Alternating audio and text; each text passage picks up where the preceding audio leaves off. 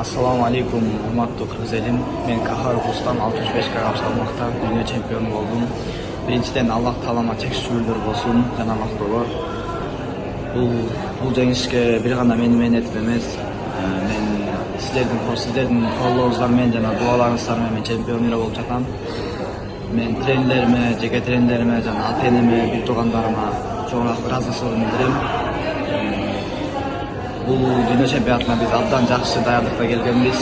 Бул жеңиш менен биз токтоп калабыз деген үмүтүбүз жок. Кудай буйруса, иншаллах Олимпиада оюндарына алып.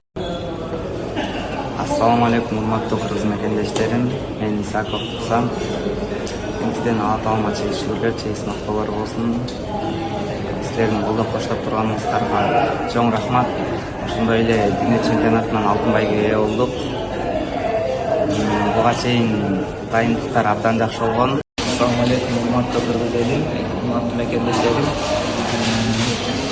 Мен Абдырайымов Марлен, дүйнө чемпионатында коло медалдын ээси болдум. Биринчиден Аллах таалага чексиз шүгүрлөр болсун. Ушундай даражага жеткиргенине баардык биз үчүн кайрылып дуа кылып аткан мекендештериме чоң ыраазычылыгымды билдирем. Бул биздин гана жеңиш эмес, бүтүн кыргыз элинин жеңиши.